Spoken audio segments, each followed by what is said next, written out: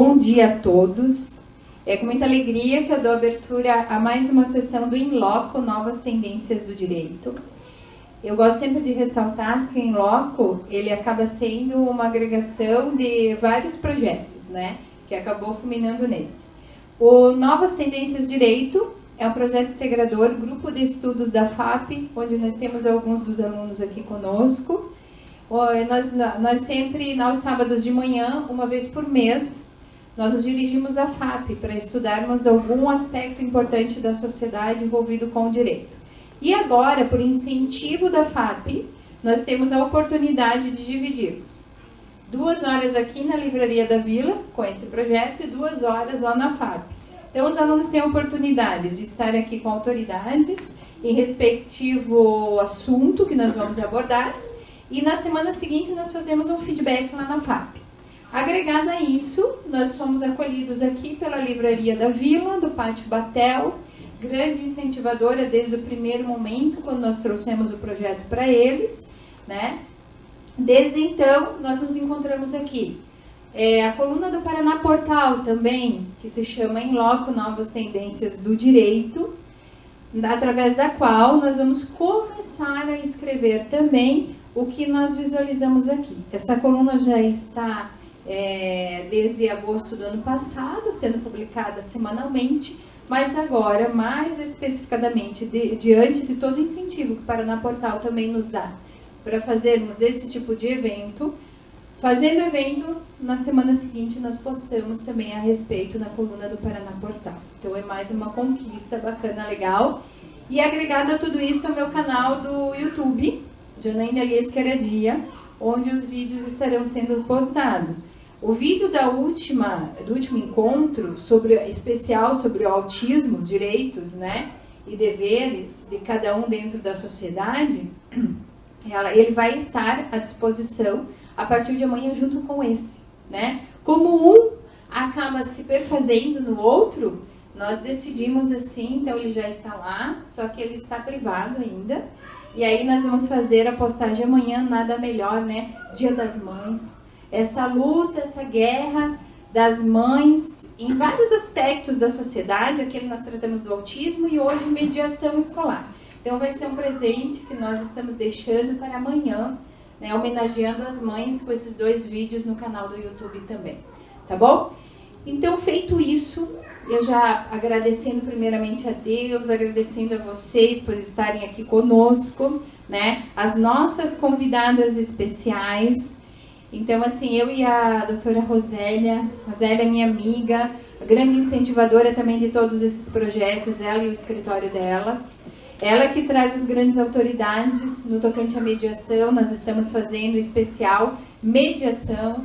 Ela esteve comigo essa semana na FAP também, falando um pouquinho, palestrando lá para os alunos sobre mediação e despertando isso nos nobres juristas que daqui a pouquinho também vão fazer parte dos nossos meios, né, acadêmicos de palestra. Tenho certeza que esses que estão aqui agora estão ali sentadinhos, mas daqui a pouco eles estarão aqui falando conosco. Eu tenho 2 grandes incentivadores, apoiadores, participantes de tudo isso que eu falei para vocês, Dr. André e Dr. Alan, que foram meus alunos nos centros universitários. A doutora Rosélia foi minha aluna também, né, na 2ª graduação dela, junto ao meio universitário, e hoje nós somos parceiros, e a vida é assim, né? Dr. Marcel também, quero fazer as referências, é uma grande autoridade quando nós falamos de mediação, tem um vídeo no canal do YouTube também com a sua participação, e nós estamos aí nos projetos para que ele venha aqui na Livraria da Vila também fazer a sua participação com o seu conhecimento. Então vamos lá. Temática hoje, mediação escolar. Eu passo a vez para a doutora Rosélia, para que ela possa fazer as considerações iniciais e apresentar as nossas ilustres palestrantes.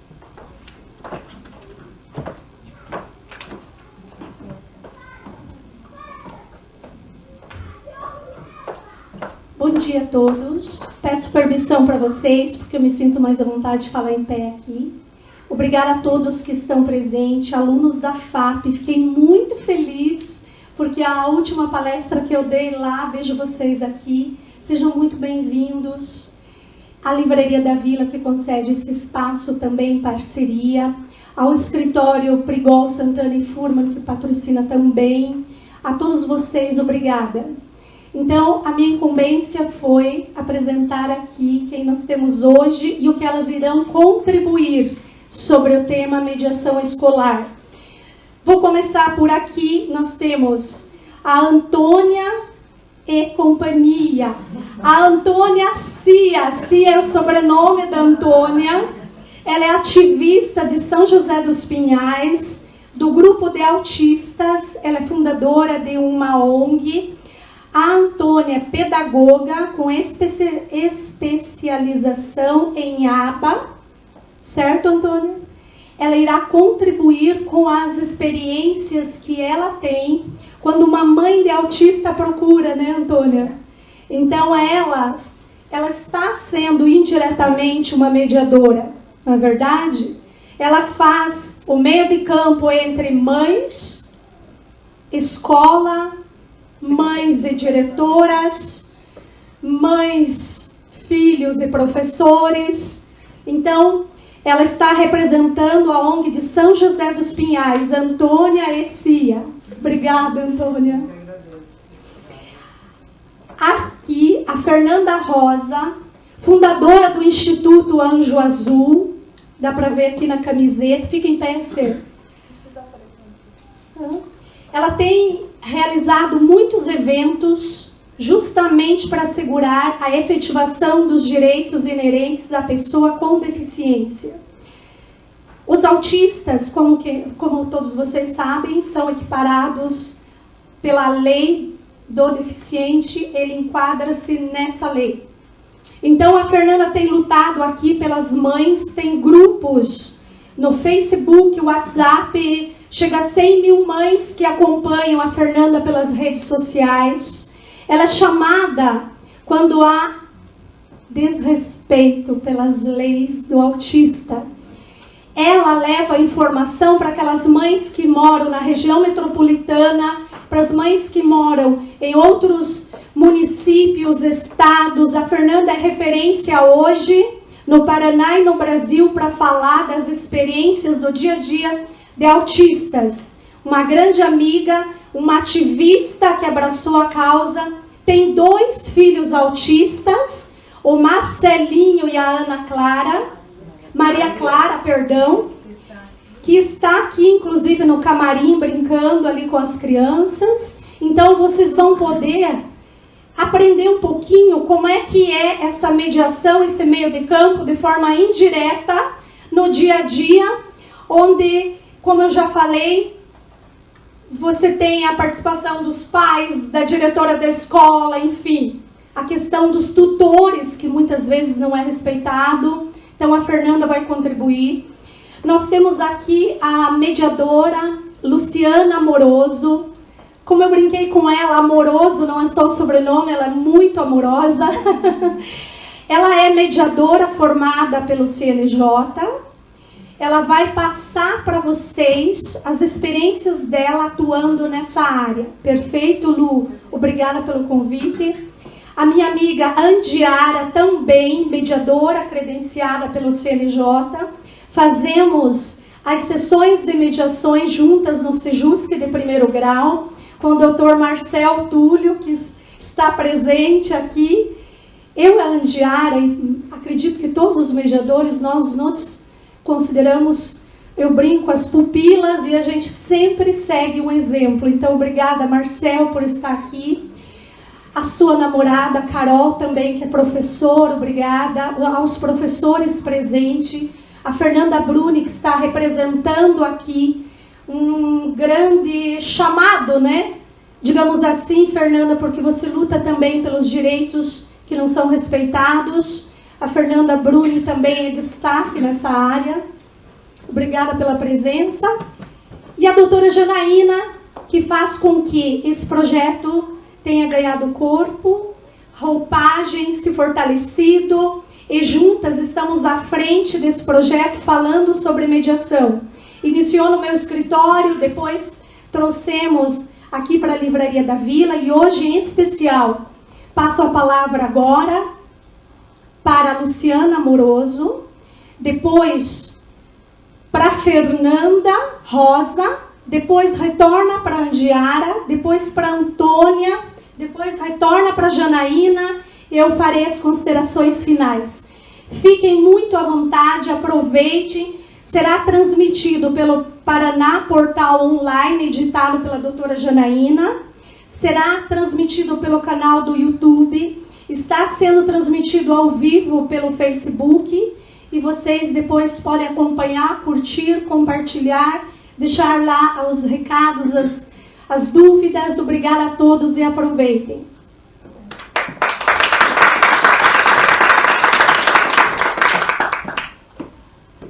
Bom dia a todos, novamente. Está funcionando? Então. Eu vou tentar falar um pouco mais alto também, eu não me dou muito bem nesse microfone. Bem, o que falar sobre mediação escolar? Eu vejo que a escola em si é um espaço muito rico, porque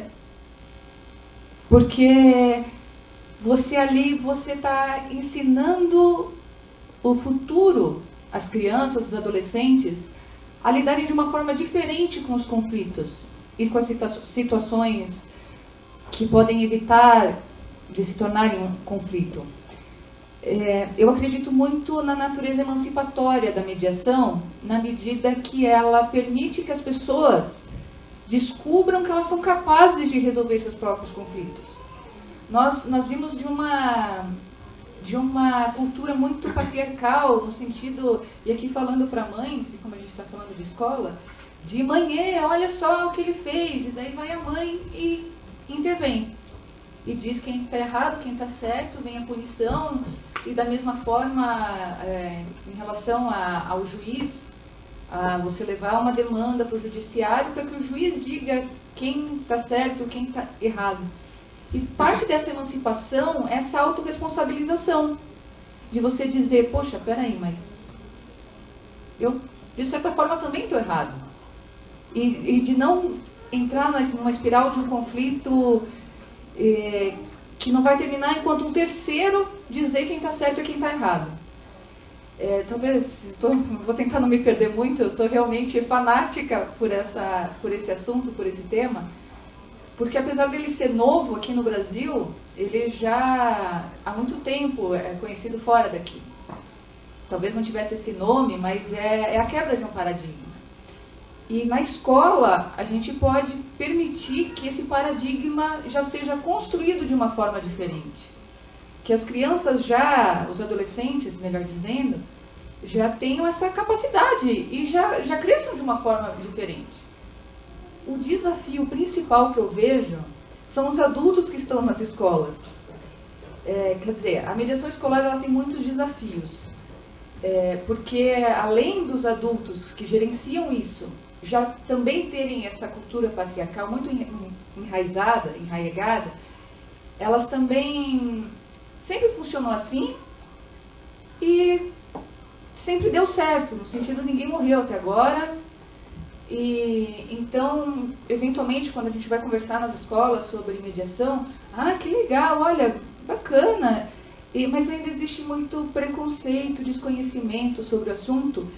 E como a mediação precisa vir de fora, exatamente para que seja uma pessoa imparcial e vista como tal, então, não, peraí, como assim alguém vai entrar aqui na escola e vai querer mudar alguma coisa? Então, existe esse desafio, porque, como eu estava conversando até com a Ângela um pouco antes de começar, então, o que você trabalha, o que você acha interessante de mediação escolar? Então, vem aquela pergunta, bom, você está falando da mediação entre os pais dos alunos, entre os pais e a escola, entre um aluno e outro aluno, entre a escola e o aluno, porque quando a gente fala de mediação, a gente fala basicamente de facilitar, de auxiliar os envolvidos a se comunicarem de uma forma melhor. E a escola é um espaço muito rico em comunicação. E até conversando com a coordenadora do colégio do meu mais velho, ela falou, eu fico, dos 20 minutos do intervalo, do recreio, 15 eu fico na minha sala resolvendo os conflitos. E estudando sobre mediação, existem tantas ferramentas, tantos instrumentos, que também outro canal que eu vejo que pode ser útil é de se aplicar as ferramentas da mediação, de ensinar essas ferramentas para quem está dentro da escola. E até trazendo um pouco aqui para essa particularidade dos alunos autistas, e que a mediação também pode ajudar, é no sentido de ignorância, de desconhecimento. A mediação, o mediador, os instrumentos da mediação, eles não seriam necessários nem na escola, nem na família, nem em lugar nenhum, se a gente tivesse a humildade de entender que a gente não sabe tudo. E muito menos de presumir que a gente sabe alguma coisa. Eu mesma, às vezes, eu gosto muito de estudar sobre o assunto do autismo, a gente estava conversando sobre isso, é algo que me interessa muito, exatamente pelo mistério que ele é, e é um assunto muito novo.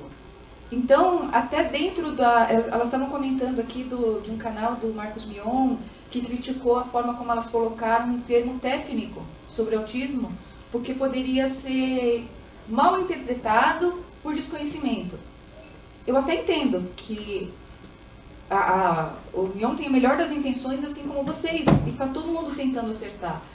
Mas se nem entre vocês, não vou falar entre a gente, porque né, aqui eu sou absolutamente ignorante no assunto. Mas a gente não julgar, de ouvir querendo entender. E a mediação se propõe a isso. Ela propõe que a gente escute, não de acordo com os nossos conceitos, mas aceitando que o conceito de autista, gente até é o correto, né? Me corrijam, por favor, é o espectro autista. Espectro autista. E daí eu vejo assim, do espectro autista. então não é um desenho exato, não é uma matemática exata, isso é autista, isso não é. Então vem vários canais hoje que a gente tem, que eu achei que iam ser fake news sobre o assunto, e que quando eu falo, vamos conversar, vamos dizer assim, a escola com os pais de uma criança que está dentro do espectro autista. Agora, então, se a escola não tiver conhecimento, e nem a gente tem esse conhecimento, gente, com todo respeito, é algo muito novo, é algo que tem muito a ser estudado. Então, vocês se dedicam tanto ao assunto, têm tantas dúvidas, quem dirá a escola achar que sabe alguma coisa, a escola ou os pais de outro aluno que eventualmente esteja envolvido. Então, como a mediação traz muito disso, essa lição de humildade, de se ouvir querendo entender, e entendendo que você não sabe nada, ela pode ajudar em vários aspectos. E o que eu estava querendo dizer, chegar, quanto ao autismo especificamente,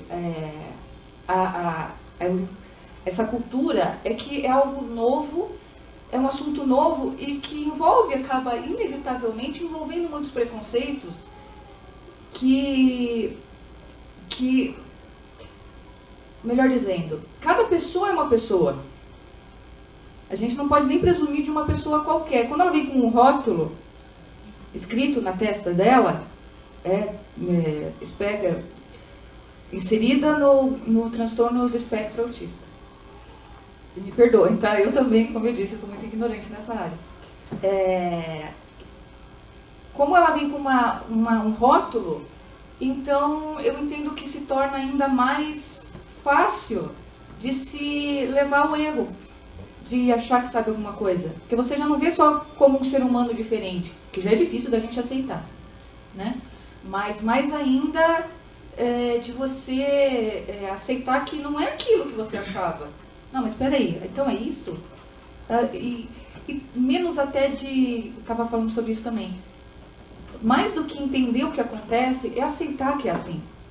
É aceitar que... não, mas precisa ter um nome, precisa ter uma estrutura. A gente não tem, ninguém tem.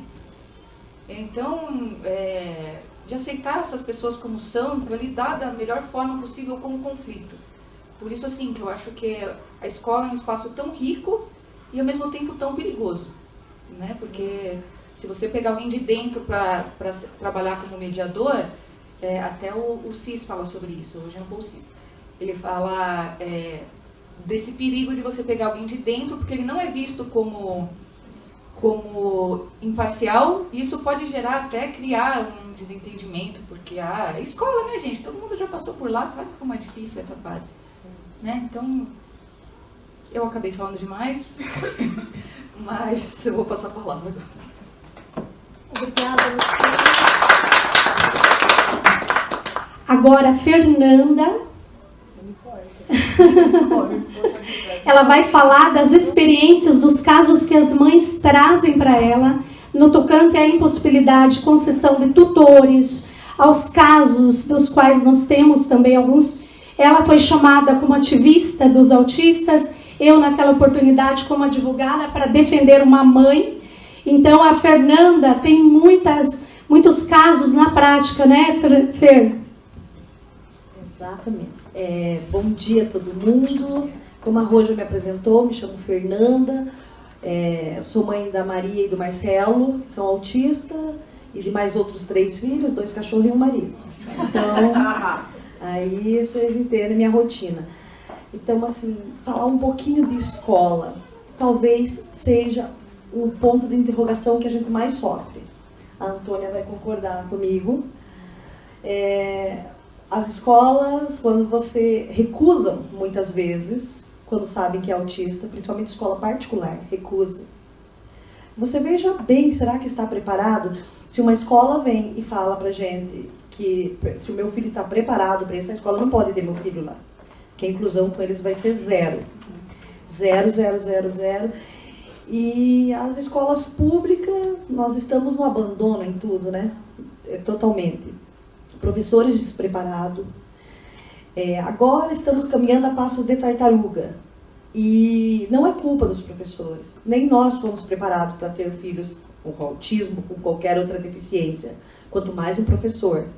E muitas vezes, se coloca uma criança dentro de uma escola, abre a porta e solta. Não é um depósito. Se a escola não for envolvida, a família não for envolvida, nada vai funcionar. Não existe nada que funcione se a família não estiver 100% junto com a escola. Nós temos um caso de criança que foi agredida por tutor, arrastado por tutor.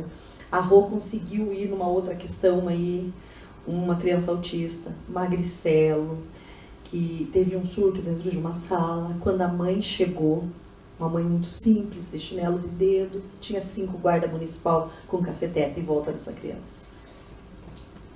Tá. Bem na véspera que aconteceu aquela questão lá de Suzano, no dia seguinte, se esse menino fosse um grande, tipo o neto da Antônia, um homem, eles iam, desculpa que eu vou falar, mas eu tenho até medo, se não atirariam primeiro para perguntar depois.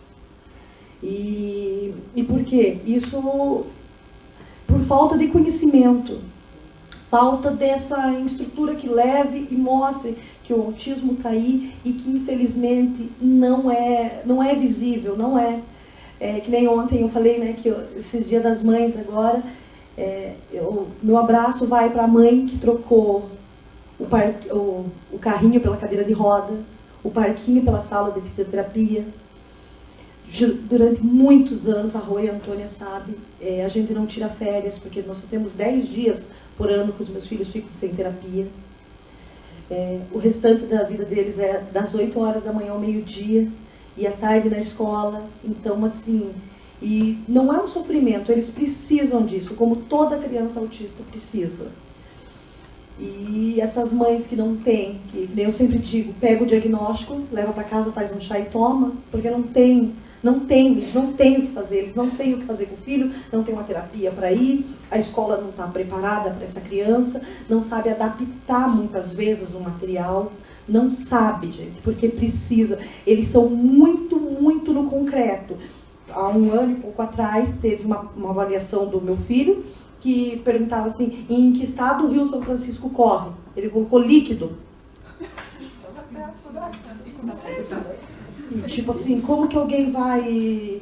Aí, tipo, eles têm que formular a pergunta de uma maneira que eles consigam entender.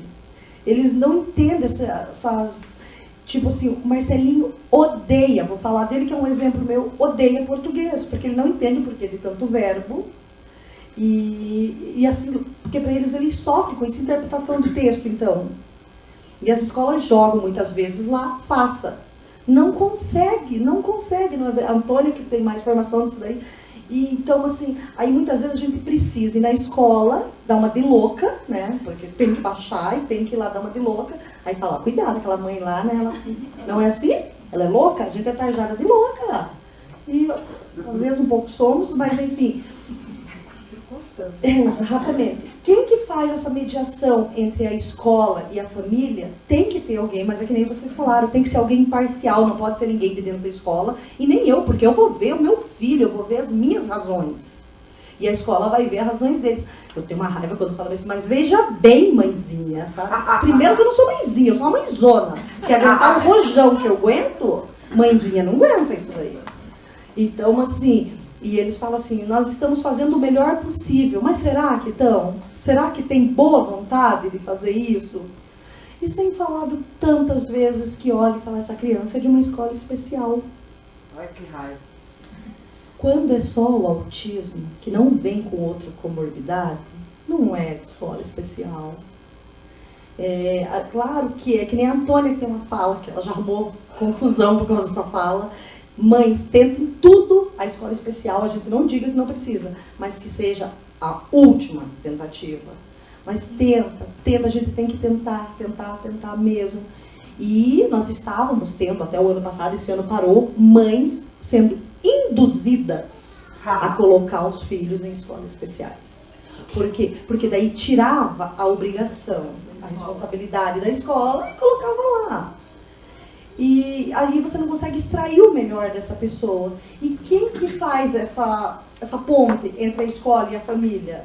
Muitas vezes somos nós, não é verdade? Milhares de vezes nós temos uma psicopedagoga que atende no Anjo Azul. Ela vive sendo chamada, a Lady vive sendo chamada nas escolas para fazer esse papel de mediadora, essa intermediação. Porque esses dias uma criança foi agredida, ela teve que intervir para trocar a criança de escola. A criança precisou se apanhar numa escola, uma criança autista, para depois trocarem. E a questão do tutor. Você chega lá com N pedidos e eles avaliam. Muitas vezes esses pedidos são passados por cima assim, de médico. O médico que atende os meus filhos, que colocou um pedido de tutor para eles, fez o primeiro diagnóstico em 1979. Será que essa pessoa não sabe do que está falando? E é questionado muitas vezes o pedido dele. E aí então fica assim, a gente fica nesse conflito. E é um conflito tão grande que nós não temos mais estrutura emocional para aguentar isso. Todo ano é aquela mesma novela mexicana. Aquela mesma novela. Aí quando você vai para uma particular, tá, teu filho está na particular, ótimo, ele precisa de um tutor. Mas a família tem que pagar. A lei diz que não pode, mas nós sabemos que tem um monte de família que pagam, primeiro porque pode, e segundo porque não querem, tipo assim, não vou ficar brigando com a escola é isso, a escola é aquilo. E a gente vive nessa encruzilhada. Se correr o bicho pega, se ficar o bicho come, e aí? O que a gente faz? Essa questão da mediação, a gente precisa demais mesmo, alguém que olhe e fale, não, olha, a gente vai lá, a gente vai conversar, como foi resolvido aquele dia. Né, Rô, que a gente conseguiu resolver de uma maneira assim, fantástica lá. A Rô conseguiu, né? Porque eu fui lá pra brigar, né? Eu fui tacando fogo com a imprensa lá na frente, sabe? Eu gosto de ver o circo pegar fogo, né? Ai, a Rô, não, calma, né? Mas, vamos assim, fazer uma mediação. Mas assim, era a Fernanda sendo Fernanda, né? Se não tiver. Se não tiver um vucu-vucu, não sou eu. Mas assim, foi muito interessante que conseguiu, sim. A Secretaria de Educação, né, a Secretaria da Pessoa com Deficiência, enfim, e a Rô e a mãe entraram num consenso bem bacana, né? O que eu, naquele momento, com a raiva que eu estava, não iria conseguir, de verdade mesmo. Mas, enfim, é isso que eu acho que talvez seja a mediação, né? De uma maneira errada, totalmente torta, muitas vezes a gente tacando fogo, né? Gasolina no fogo, mas eu acho que é o que a gente faz, né? É um meio de campo. Exatamente, né? E eu acho que é isso daí, né? E que E que assim, que a sociedade aprenda, que um pai falou para mim, Fer, o meu maior medo é o convívio com a sociedade. Você já parou para pensar nós termos medo que nossos filhos convivam com a sociedade?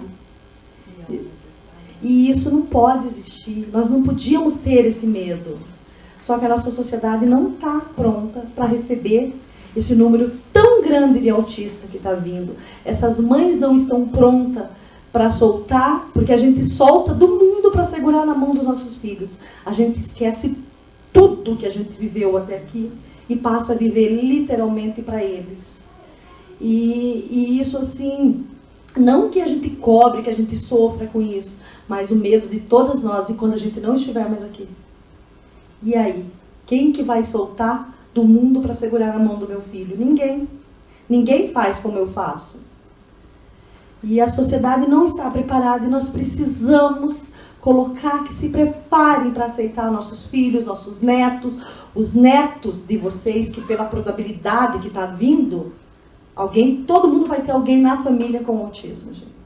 Então, assim, nós temos que começar a construir agora, para daqui 30 anos, nós termos uma sociedade que aceite que o normal é ser diferente, né? E eu acho que é isso daí. Hoje não vou atrapalhar o tempo, né?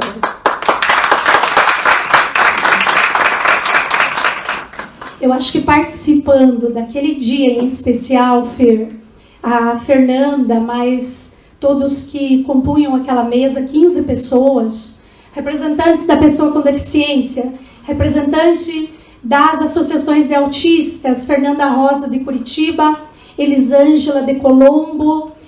O que eu percebi? Há necessidade, sim, de que políticas sejam efetivadas. Eu escutei, eu compartilho com vocês, eu sei que está passando nas redes sociais, mas eu escutei uma pessoa que representa o município de Curitiba falar que as observações dos médicos, o diagnóstico e a requisição de um médico solicitando a presença de um tutor naquela escola para acompanhar aquele aluno, ele não é considerado tão importante. Isso é um absurdo. Se um médico dá o diagnóstico, autismo, leve, moderado, severo, grave, gravíssimo, e se ele entende pela necessidade de um tutor, com todo respeito, como que essa criança é avaliada e essa pessoa afirma que o diagnóstico do médico é secular, é em segundo plano, e que a escola, com a diretora, mas representantes, que eu não vou mencionar nomes nem órgãos, desconsideram o fato de que o médico pediu e solicitou um tutor, e eles acham que não é importante, então eles tiram de uma turma de 35 alunos, eles reduzem, deixam com 30, para que aquela professora consiga ensinar e dar conta de 30 alunos e mais dois alunos com essas peculiaridades, porque ele precisa de um tratamento especial. Naquela situação em concreto, barulho, que é normal numa sala de uma escola regular, há sim barulho entre as crianças. Aquele em especial falava para a mãe em casa: mamãe, aquele barulho está me incomodando. Por vários meses ele fazia assim com as mãos nos ouvidos e falava: mamãe, o barulho está me preocupando. Professora, por favor, esse barulho está me preocupando. E ele continuou falando isso por meses, até que um dia ele teve o surto, esqueci o segundo nome, que fala surto psicótico. Ele teve um surto psicótico, ele estava ao extremo, e o autista fica assim, os neuropediatras afirmam, é o auge, é o pico do surto. Ele abriu um armário, na força, ele pegou uma tesoura na mão, ele queria dizer: me ajuda, esse barulho está me irritando. Só que não tratavam ele como autista, tratavam ele como uma criança desequilibrada, chamaram SAMU, chamaram guardas do município. Enfim, eu não quero adentrar mais nesses detalhes, mas nós estamos aqui justamente para que os parlamentares, e eu falo isso de forma muito tranquila, porque eu sou apartidária e não estou hoje ligada a nenhum partido político, possam verificar essas necessidades e levar para votação, levar para a LEP projetos que surgem, políticas públicas que surgem aqui dessa discussão, da importância de ser respeitado um diagnóstico médico quando há necessidade de um tutor nas escolas.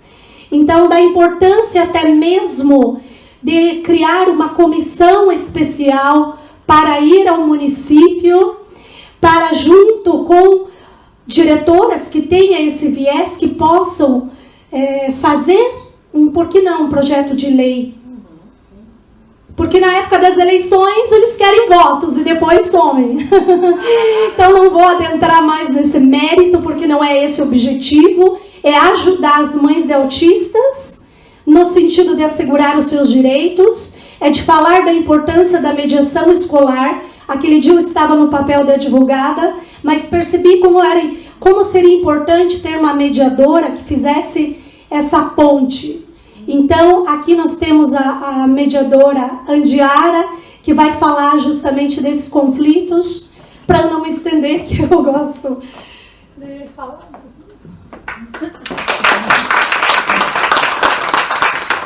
Bom dia a todos. Eu escuto aqui, eu tenho formação em psicologia e em direito. Sou mediadora do Tribunal de Justiça, como a Rose falou mesmo. E na prática, o que eu escuto é como nós estamos atrasados em termos de sociedade e no tratamento entre as pessoas como indivíduos.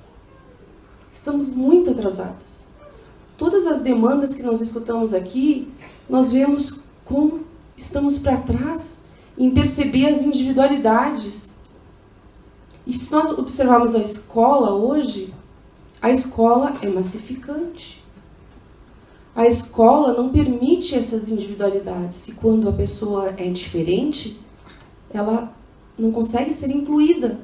Ou ela se adequa a um papel, a um mecanismo, ou ela é excluída. E a gente cada vez mais vê a necessidade de se incluir as pessoas. A partir da Convenção de Salamanca, há uma necessidade de se incluir. Então, as escolas vêm, em 1998, na França, as escolas começaram a estudar como fazer essa inclusão. E aí começou a vir esse mediador, esse papel de uma pessoa que viria para acompanhar essas particularidades. Todos nós aqui, se nós nos olharmos, somos diferentes. Temos particularidades, temos necessidades, temos interesses diferentes.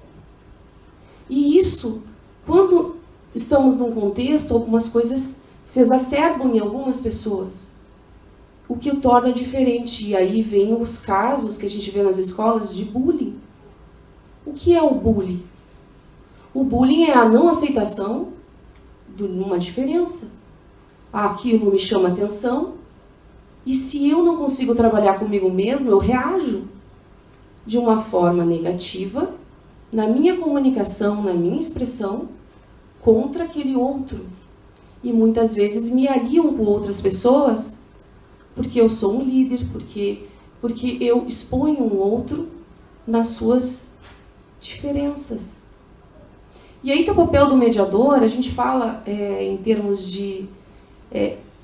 poderíamos pensar em estrito sensu, lato sensu, né? Que é isso? Nós podemos pegar o mediador e colocá-lo numa estrutura escolar, numa proposta onde ele acompanha um aluno que tenha deficiência ou que tenha uma diferença, e ele vai trabalhar junto com a escola, como um consultor, no apoio a essa criança ou a essas crianças que têm as dificuldades.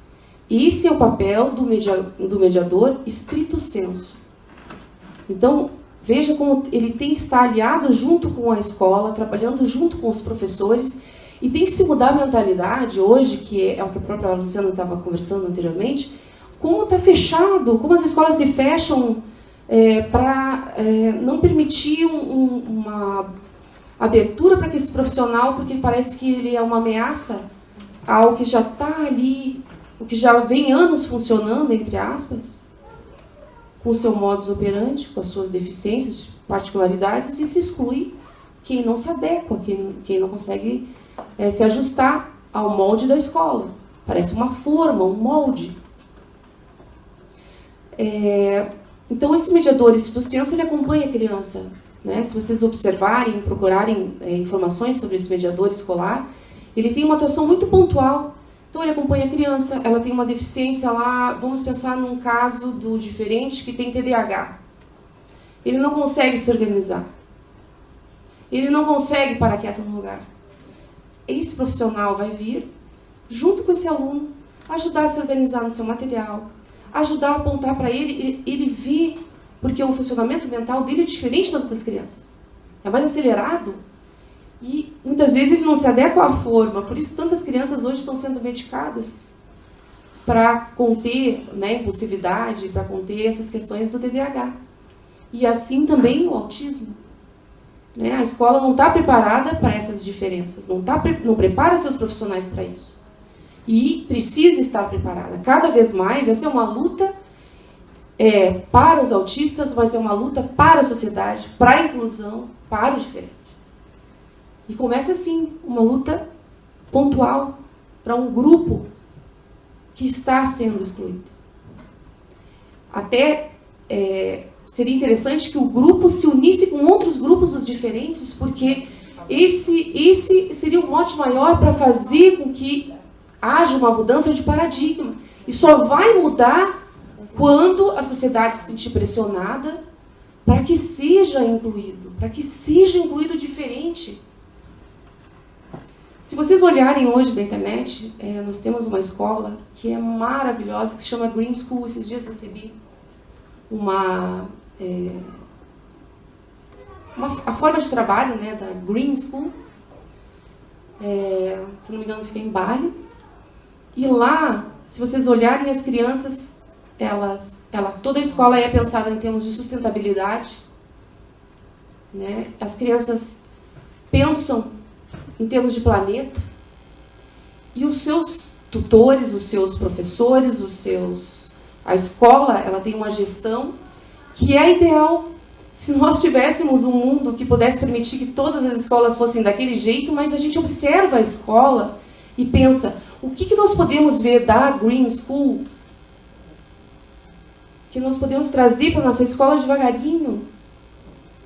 Lá as crianças vão sendo treinadas pelas suas potencialidades.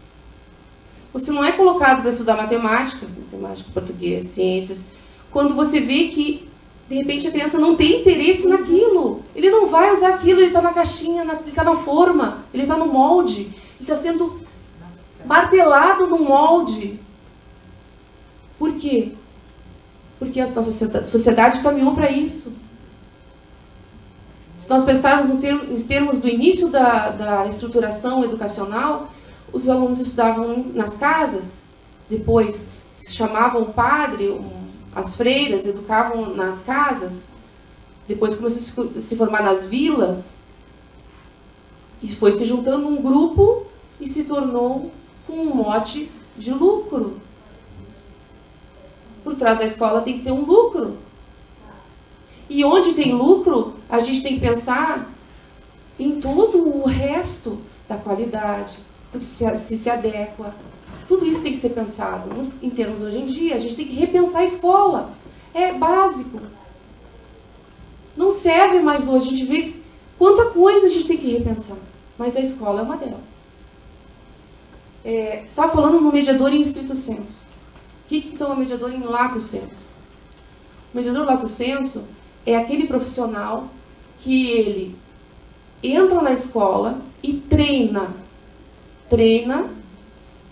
toda a comunidade escolar para uma comunicação mais efetiva.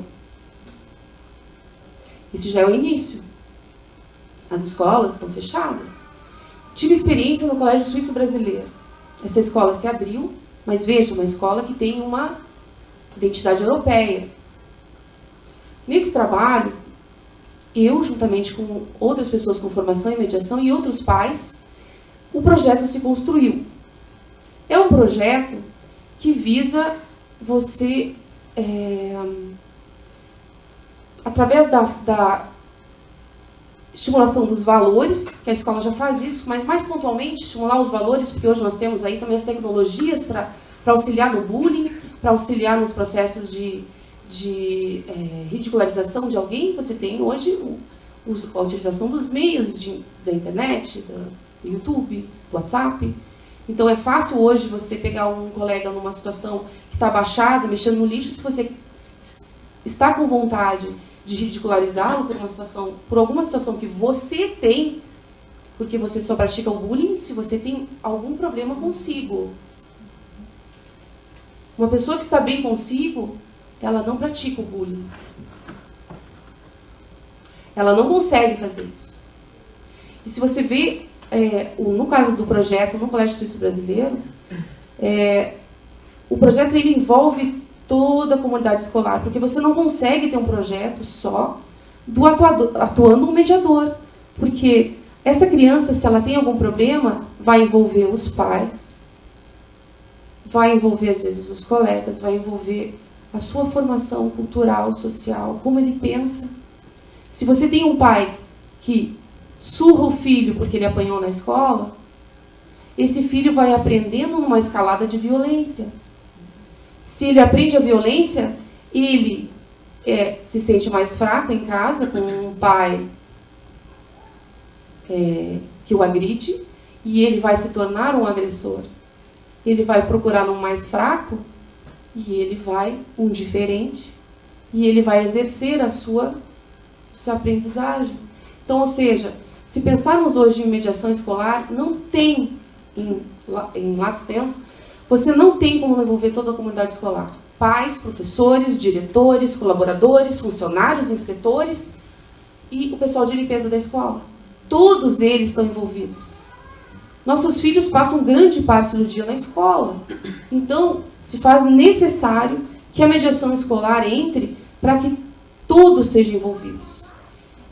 E esse projeto ele envolve que você forme inicialmente professores, ele se estende, porque esse mediador ele não vai estar sempre lá, esse lato sensu. Ele vai treinar toda a comunidade escolar e depois ele se retira. Porque a escola precisa estar treinada e muitas vezes o bullying ocorre no pátio, no recreio, no corredor, no banheiro. Então, o mediador escolar ele pode estar lá treinando as pessoas para a comunicação efetiva.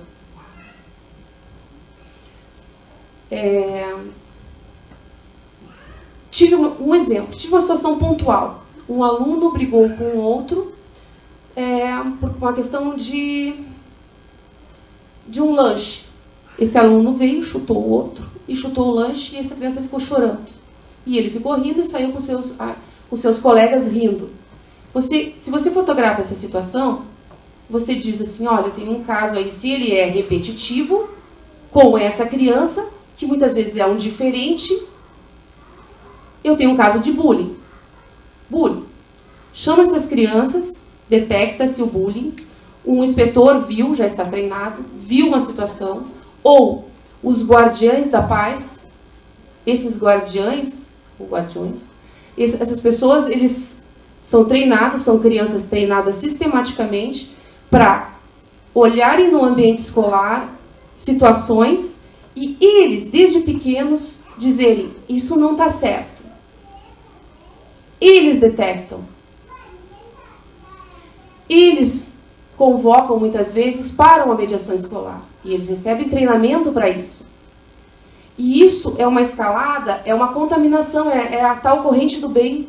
Quando você começa a conscientizar as crianças de uma outra postura diante do diferente, quando você começa a conscientizar as crianças de que elas têm responsabilidade com o outro e que a escola tem uma responsabilidade compartilhada em tornar o seu ambiente escolar, um ambiente que tem uma facilitação para o estudo, você já tem aí todos os instrumentos para ter uma escola do futuro.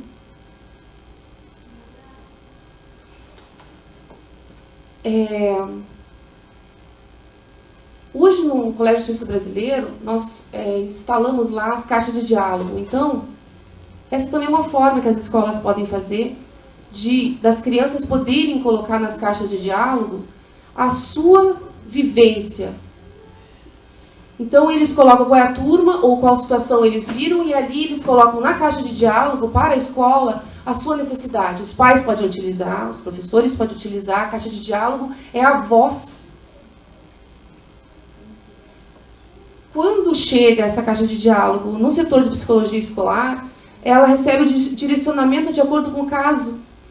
Uma criança vem sofrendo bullying sistematicamente, a escola não detectou, porque ocorre no pátio, lá num canto. Toda vez ele tenta brincar com a sua bola e chutam a bola dele lá para o outro lado da rua. E se vê chorando, as crianças detectam isso, eles mesmos detectam. E eles comunicam à escola que está acontecendo isso com essa criança. Aí você vê um envolvimento, a tal responsabilidade. Nós precisamos desenvolver a semente nos nossos alunos, nos nossos filhos, da responsabilidade compartilhada de tornar o nosso ambiente melhor todos os dias. E hoje os números dizem assim, se eu tenho na escola um ambiente melhor, um ambiente saudável, em que as pessoas se respeitam, que as crianças conseguem resolver os seus problemas, e esse é o maior mote da mediação escolar, que as pessoas consigam resolver as suas dificuldades, que elas melhorem a sua comunicação uns com os outros, que elas aperfeiçoem isso, que elas detectem que elas têm um problema com relação ao outro, elas consigam falar. Eu tenho um problema com você, eu não consigo engolir, eu não consigo te ver com esse cabelo assim, o teu cabelo é azul, eu não consigo. Então, quando as crianças conseguem se preparar para essa comunicação do eu tenho essa dificuldade, os outros ajudam e isso se supera. Isso se supera. Então, estou passando essa parte importante da mediação escolar ser incluída nas escolas efetivamente. Isso é de suma importância para que a gente tenha a inclusão das crianças, para que a gente tenha melhorias e um ambiente melhor para eles. Okay?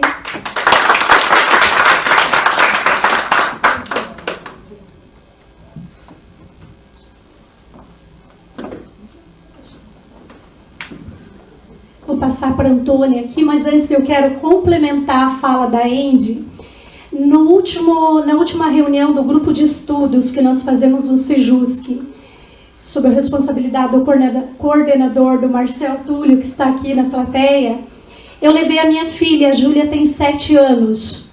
E a Júlia, muito tranquila, ficou debaixo da mesa fazendo pinturas e mais algumas coisas, mas ela é muito antenada a tudo que ocorre ao mesmo tempo. E quando terminou o grupo de estudos, eu a levei para a escola onde ela estuda. Eu falei, filha, gostou já é o segundo encontro que você participa comigo? E até agradeço o Marcel por essa possibilidade.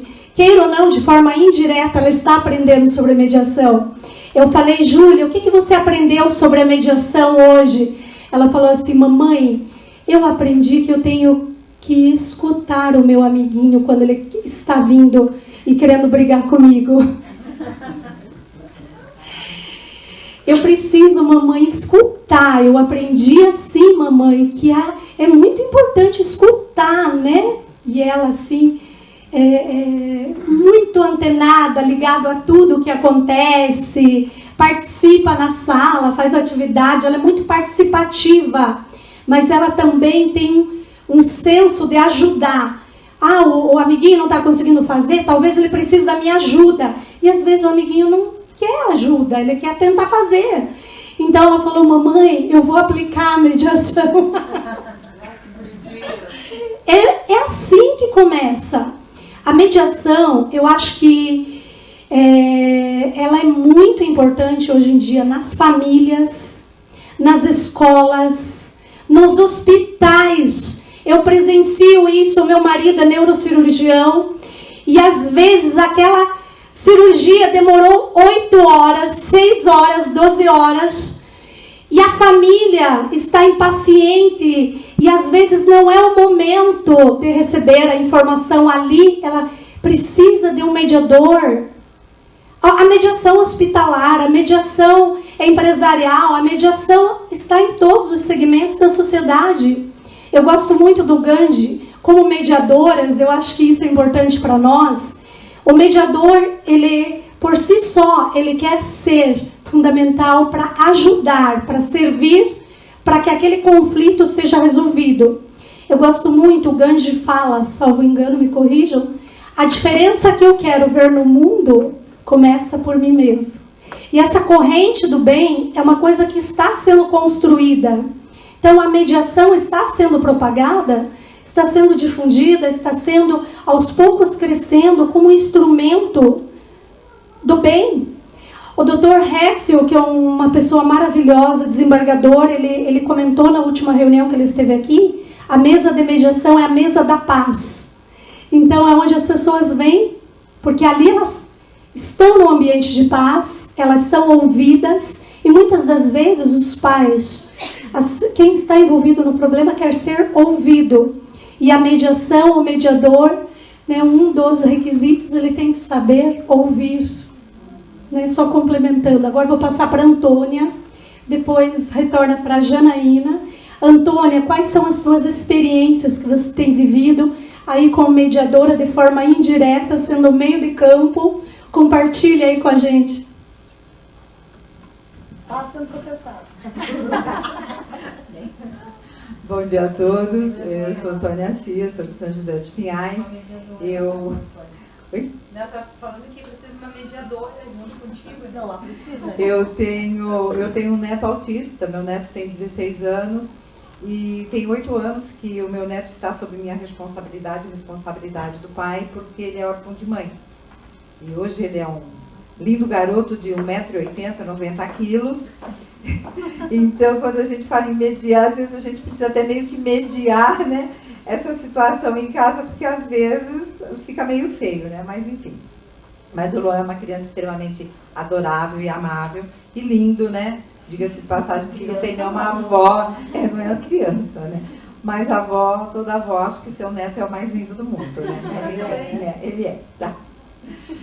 Bom, quando nós falamos aqui em mediação, acho que assim, tantos pontos, né? E para nós que somos familiares de autistas, que convivemos, que somos ativistas da causa, que vivemos com muitas famílias, então essa questão, principalmente a mediação escolar, a questão de tutor, enfim, é extremamente importante para nós, porque, veja bem, é uma situação que é difícil, pelo menos no meu município, né, e eu sei que isso não é diferente em outros, quase que todas as famílias, ou a grande maioria das famílias, encontra esse problema com a escola. Como foi falado, né, a doutora Rosélia colocou, o médico faz uma solicitação, por quê? Porque ele acompanha aquela criança e ele vê a necessidade. Aí a escola diz que não. Mas não precisa porque a gente viu que não precisa. É importante salientar que não é você olhar para a criança e falar assim, mas ele é lindo e maravilhoso. Todo autista é lindo e maravilhoso. Só que não é olhando o físico que você vai definir qual que é a deficiência dele, qual que é a dificuldade. Então, para esse lado, nós temos uma dificuldade extremamente absurda. E aí nós falamos assim, mas qual é a dificuldade? É a escola em si que não quer fornecer esse mediador, enfim. Qual que é o problema? A gente percebe que às vezes a dificuldade não é só da escola. Às vezes ela é meio que forçada, digamos assim, a dizer que essa criança não precisa. Por quê? Porque isso vai ser menos gasto para os poderes públicos. Então eu não vou colocar um mediador para aquela criança, ou o Estado ou o município que seja não vai despender um outro valor, então nós vamos economizar. Então quando se economiza para que essa criança não tenha esse tutor, nós precisamos pensar que você está economizando e deixando que haja progresso na vida de uma criança. Porque se hoje a educação investe num mediador, num tutor que vai acompanhar aquela criança, a probabilidade de sucesso dessa criança é muito grande. Se essa criança tem sucesso, essa criança consegue avançar, seja em conteúdos pedagógicos, seja em socialização, enfim, seja num viver num mundo, porque quando nós falamos de educação, de inclusão, não é só inclusão escolar, é uma inclusão social que se faz no mundo todo. Então, se na escola isso é proporcionado à criança, nós vamos ver que nós vamos ter um cidadão que vai estar contribuindo até financeiramente para aquele município ou para aquele estado, porque uma hora ele vai deixar de ser dependente de tudo isso. Então, o que a gente vê é que, às vezes, assim, acontece muito economia. Então, não vou dar porque nós vamos economizar. Vamos economizar no quê? Para que essa criança continue sendo dependente a vida toda, porque ela não teve, nesse momento, o que era necessário a ela. E aí, quando nós pensamos em inclusão, então, nós retomamos lá voltamos nas nossas décadas aí. Então, na década de 70, nós temos, assim, 3 décadas que são bem marcantes. Se nós pegarmos a década de 70, de 80 e de 90, nós vamos verificando aí as diferenciações.